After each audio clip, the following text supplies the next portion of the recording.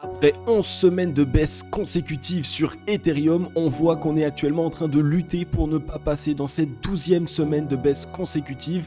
Donc pour la majorité des investisseurs, vous le savez maintenant, lorsque nous assistons à autant de semaines de correction sur un actif, c'est le moment où on se pose la question, est-ce que cela représente une opportunité? Est-ce qu'il serait bon pour nous d'essayer de continuer d'accumuler un actif? C'est la raison pour laquelle nous allons porter entièrement cette émission sur Ethereum aujourd'hui. On va voir ensemble le court terme, le moyen terme ainsi que le long terme.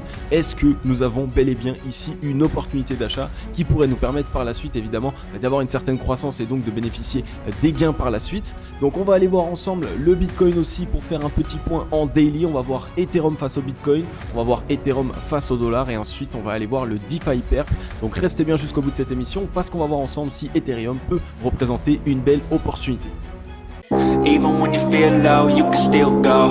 Even when you feel slow, you can still go. Even when there's no hope, you can still go. I never answer to no, man, I still go. Go, go, go, go, go, go, go, go, go, go, go, go, yo, go, go, go.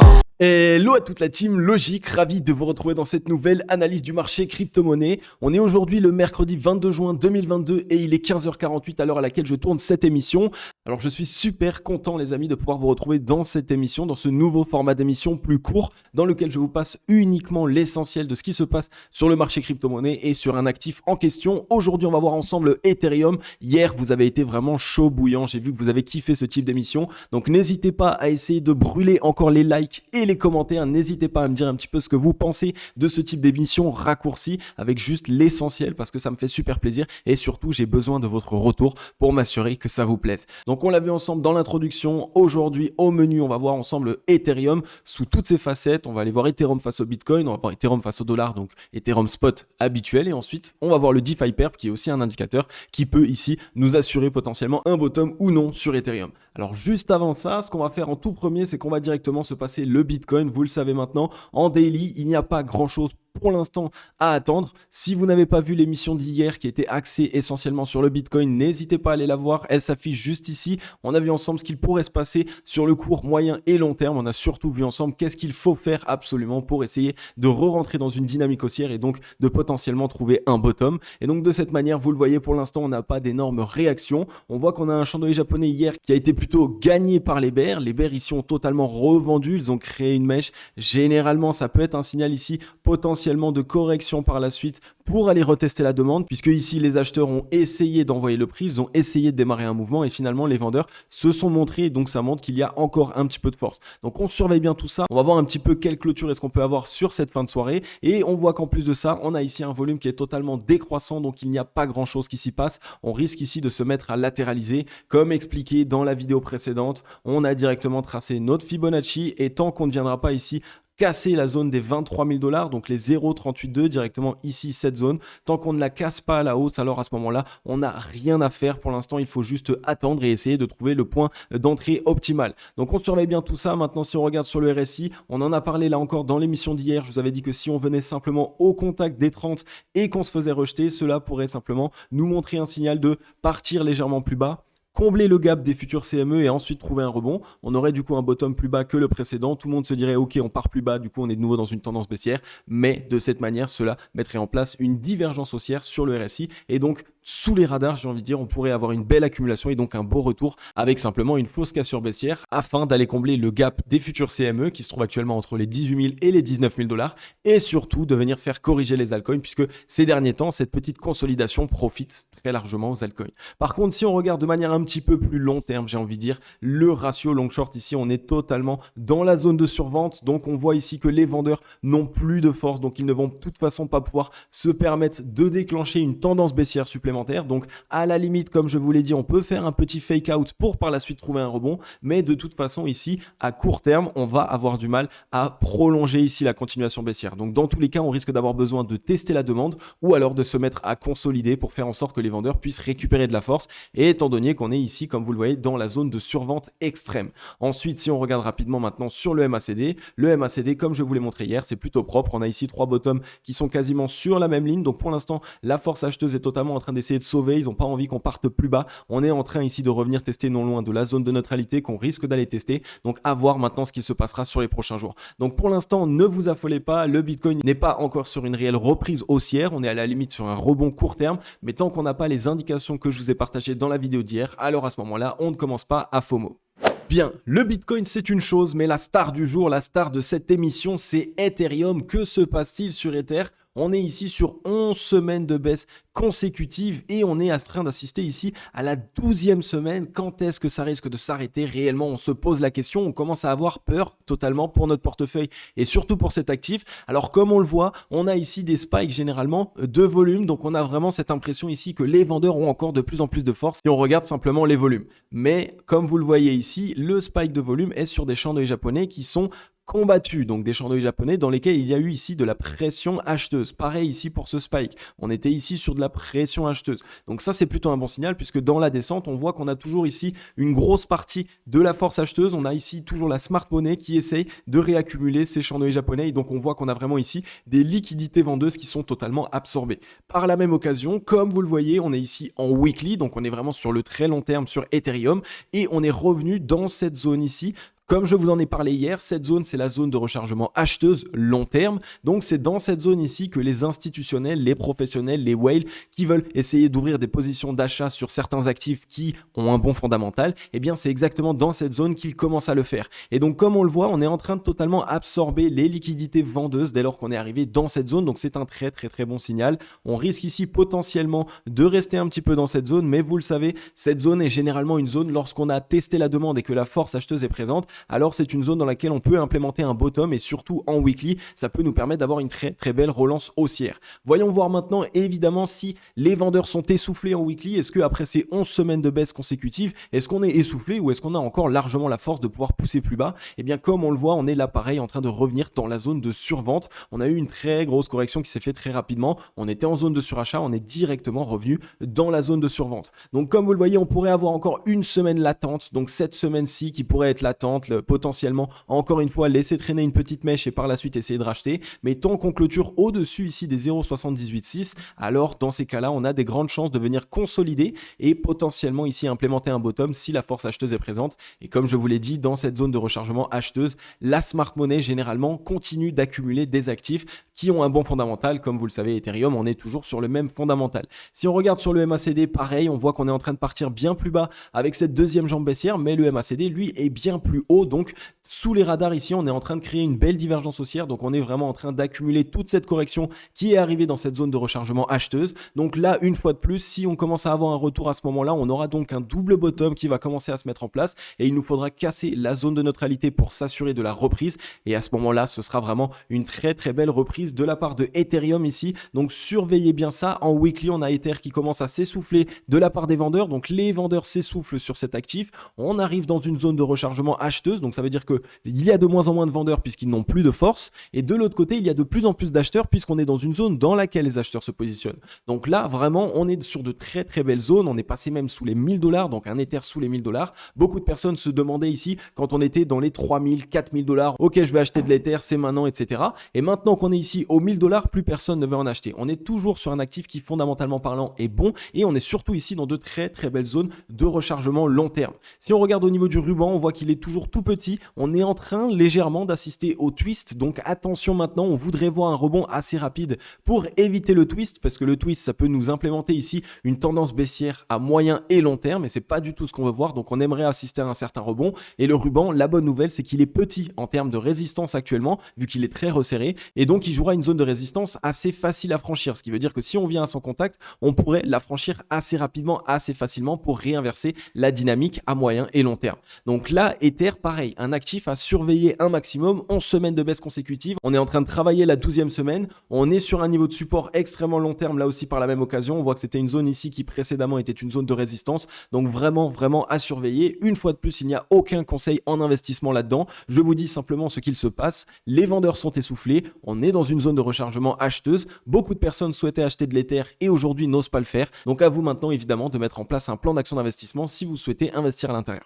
Ensuite, nous voilà ici sur Ethereum face au Bitcoin, donc on va prendre un petit peu de recul pour voir concrètement ce qu'il se passe. On voit qu'on est là aussi de retour dans la zone de rechargement acheteuse entre les 0,618 et les 0,786 de Fibonacci. Donc là encore, on a connu une très très belle correction. On va se mettre sans doute en weekly, ça va être bien plus simple. Donc ici, ça va être bien plus simple pour pouvoir lire ce qu'il se passe. Donc comme on le voit, on est en train de revenir ici dans la zone de rechargement acheteuse en weekly. On est venu mettre en place une mèche, elle a été immédiatement absorbée. Donc les liquidités vendeuses qui étaient présentes dans cette mèche ont directement été absorbées par les acheteurs. Donc là encore, ça nous montre qu'au contact de la zone de rechargement acheteuse, les acheteurs se présentent totalement. On voit qu'on a un volume qui de toute façon est totalement décroissant ici. Donc dans cette consolidation puis cette cassure baissière, on n'a quasiment aucun volume. Donc c'est pas une réelle décision weekly ici de venir franchir cette zone de range dans laquelle nous étions. On n'a pas vraiment ici l'envie d'envoyer Ether plus bas que terre, puisque depuis qu'on a assisté à une correction, voire une consolidation d'abord, eh bien on a assisté ici à un volume qui a été décroissant. Alors qu'à l'inverse, quand on est en tendance, vous le voyez dans la tendance haussière, on a du gros volume.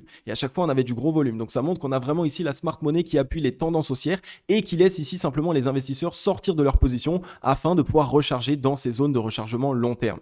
Si on regarde maintenant au niveau du MACD, là c'est un petit peu moins bon signe puisque on voit qu'on fait des bottoms de plus en plus bas et des tops de plus en plus bas par la même occasion. Donc pour l'instant, la dynamique reste baissière à court terme, étant donné que ici, on pourrait sur 1 ou 2 semaines continuer de prolonger pour rentrer dans la zone de rechargement acheteuse entièrement et ensuite essayer d'implémenter un double bottom. Alors Ethereum face au Bitcoin, ne vous méprenez pas, ça ne veut pas dire que Ethereum va corriger. Ça veut simplement dire qu'à court terme, il peut réaliser des performances inférieures à ce que le Bitcoin va réaliser. Donc évidemment, on vient de se prendre 11 à 12 semaines de baisse consécutive dans la figure. Les investisseurs vont avoir peur d'investir, donc on va pas tout de suite avoir des personnes qui vont venir mettre leur capital. De cette manière, on peut avoir un Ethereum face au Bitcoin plus faible et donc de cette manière, le Bitcoin par exemple, s'il réalise 6%, Ethereum lui ne réalisera que 4 ou 5%, d'accord? Ça ne veut pas dire qu'il ne va pas performer, ça ne veut pas dire que sur le spot, comme je vous l'ai analysé tout à l'heure, il ne va pas rebondir, ça veut simplement dire que son rebond risque d'être moins fort que celui du Bitcoin. Donc on surveille bien tout ça, mais par exemple ici, vu qu'on est très très proche de la zone de rechargement acheteuse,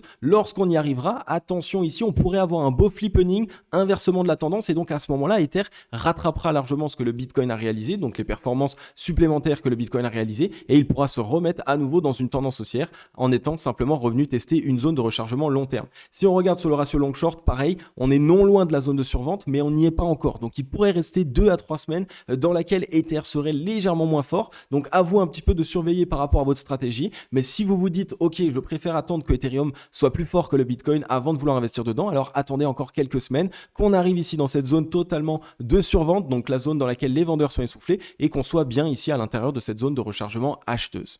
Et ensuite, pour la fin, on va voir ensemble le DeFi Perp. Donc le DeFi Perp, qu'est-ce que c'est? C'est simplement ici la capitalisation de tous les projets de la finance décentralisée. Donc ça nous permet de savoir à moyen, court et long terme, en fonction de l'unité de temps qu'on est en train d'utiliser, bien de savoir si la DeFi, donc la finance décentralisée, essaye ici d'avoir un développement croissant. Qui dit un développement croissant dit que évidemment les projets de finance décentralisée risquent de réaliser des belles performances. Et donc de cette manière, ça peut nous permettre de surfer un maximum sur les plus belles opportunités et surtout sur les rotations de secteur. Donc là, ainsi, on voit qu'on a eu une très très grosse correction de la part du DeFi Perp. Donc ici, la finance décentralisée qui a pris un coup. En plus de ça, on a eu pas mal de problèmes avec les projets de finance décentralisée ces derniers temps, avec le Luna qui s'est crashé, donc qui a entraîné ici pas mal évidemment de dysfonctionnement de un petit peu toute la finance décentralisée. Donc évidemment, on a eu cette correction. Maintenant, nous, en tant qu'investisseurs, après avoir eu toute cette correction et toute cette panade, notre but, c'est de nous demander, ok, est-ce que on a maintenant des opportunités sur la DeFi, donc sur la finance décentralisée? Est-ce que ce serait pas peut-être le moment de pouvoir essayer de se tourner vers les projets de finance décentralisée afin potentiellement d'essayer de jouer une rotation de secteur. Alors comme on le voit, pour l'instant, on est en train à court terme d'essayer de trouver un bottom, ok? On est en train de trouver un rebond. On a ici 2 bottoms qui se sont maintenus sur la même ligne, un petit double bottom qui est en train du coup de s'instaurer, étant donné qu'on voit qu'on a ici le W, on a cassé la ligne de coup, et avec la mèche aujourd'hui on est revenu tester la ligne de coup. Pour l'instant on est en train de la tenir, donc c'est plutôt un bon signal. Maintenant attention, on voit qu'on a un volume acheteur qui est décroissant, donc ça pourrait simplement faire une petite poussette pour finalement avoir la nécessité de retester à nouveau la demande et donc de réaliser un W de cette manière et donc de bien instaurer une certaine dynamique haussière. haussière, ok? Donc ici, le secteur de la DeFi va aussi nous permettre de savoir potentiellement si Ethereum lui-même peut se mettre à nouveau à reprendre de la force. Puisque quand on a de nouveau ici des capitaux qui sont déversés sur les projets de la DeFi, bien le premier projet de la DeFi, le plus gros et celui qui actuellement est le plus utilisé, c'est Ethereum. Et donc de cette manière, c'est vraiment Ethereum qui pourrait avoir un gros coup de boost et ça pourrait potentiellement lui permettre de trouver un certain bottom. Si on regarde maintenant au niveau du MACD, là c'est vachement propre. On a ici une première divergence haussière qui s'est mise en place, donc entre ces deux bottoms ici. Ensuite, on a une deuxième divergence haussière qui s'est mise en place entre ces deux bottoms ici, puisque vous voyez ici sur le cours spot, on est bien plus bas, alors que sur le MACD, on est bien plus haut. Et donc, on est revenu tester en dessous de la zone de neutralité, donc sous ici les zéros du MACD, on était passé au-dessus, on est passé en dessous simplement pour tester la demande, on a trouvé un rebond et on a cassé la zone de neutralité. Donc ça, qu'est-ce que ça montre? Ça montre qu'on est actuellement en train de bien valider ces deux divergences haussières et donc que potentiellement, on risque ici d'avoir une très très belle reprise. On a recassé et regagné la zone de neutralité, donc si on arrive à passer au-dessus du prochain top, donc le top ici qu'on avait fait précédemment, si on arrive à faire ça, alors à ce moment-là, on risque d'avoir un très très beau rebond ici sur le DeFi Perp et donc à ce moment-là, on pourrait avoir beaucoup de capitaux qui y seraient déversés. Si on regarde maintenant sur le ratio long short, on a un très gros W qui s'y met en place. Donc là aussi, très très bon signe. On était parti ici d'une zone de survente extrême. On est repassé légèrement au-dessus de la zone de survente. On est re-rentré à l'intérieur avec un W plus haut puisque sur le cours ici, on a encore une belle divergence. Ici, on voit qu'on a un bottom qui est plus haut, tandis qu'ici, on a un bottom qui est plus bas. Donc ça montre ici que la force acheteuse, une fois de plus, est plus présente sur ce deuxième rebond et donc ici, on a vraiment un maximum de capitaux qui commencent à être déversés sur cette zone-là. Donc là, pareil, c'est à surveiller un maximum. En plus de ça, on est en zone de survente, donc les vendeurs n'ont plus de force, ils sont essoufflés. Donc si les vendeurs s'essoufflent et qu'on voit en plus de ça les acheteurs reprendre la main et donc regagner à nouveau ici en force, comme on le voit sur le MACD et comme je vous l'ai montré tout à l'heure, alors à ce moment-là, c'est un très bon signe pour nous dire que potentiellement les acheteurs essayent de récupérer la tendance et essayent de reprendre ici la dynamique. Donc là, on a une très belle relance qui peut se faire sur le DeFi Perp. Donc on pourrait avoir ici une très très belle opportunité à essayer de surfer sur le secteur de la DeFi, donc de la finance décentralisée. Donc tout ça, il faut que vous le surveillez un maximum. Une fois de plus, il n'y a aucun conseiller d'investissement. À vous de surveiller ce secteur, à vous de voir un petit peu quels projets fondamentalement parlant sont bons actuellement et surtout quels projets actuellement répondent à un besoin qui est extrême de la part du marché crypto-monnaie et donc de la cryptosphère. J'espère que tu as kiffé cette émission. Vraiment, ça me ferait super plaisir que tu mettes un gros like et un gros commentaire avant qu'on passe à la conclusion. Donc comme tu le vois ici, on a un Ether qui s'est vraiment fait défoncer, énorme correction, mais ça nous offre aussi une très belle opportunité. Et nous, en tant qu'investisseurs, quand il y a eu du sang et qu'on sait que le projet fondamentalement parlant est bon, alors à ce moment-là, ça nous offre de belles opportunités.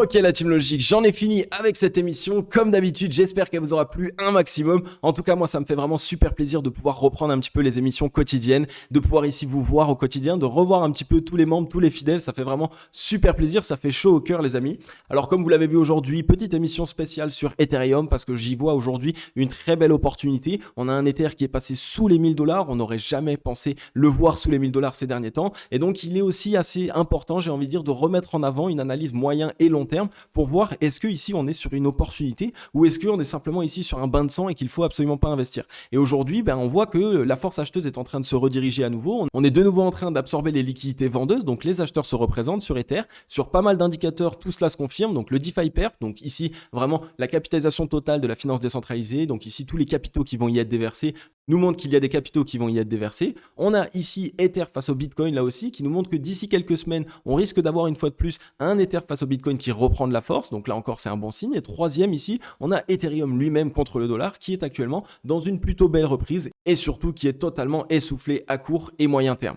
Donc il y a pas mal de signaux. On n'est pas ici sur du conseil en investissement. Je ne vous dis absolument pas d'acheter de l'Ether là tout de suite et de venir to the moon. Non, non, absolument pas. Ok, vous prenez ici les informations que je vous ai partagées. Vous allez ici vous mettre en place un plan d'action d'investissement pour chercher à comprendre ce que vous allez faire. Vous allez surtout essayer de regarder les news sur Ether, qu'est-ce qui s'y passe, etc.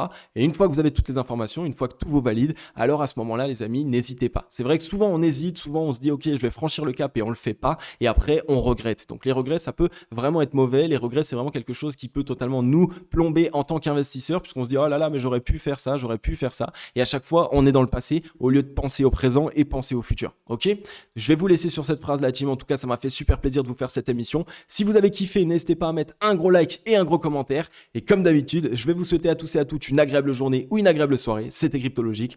Ciao, bye bye.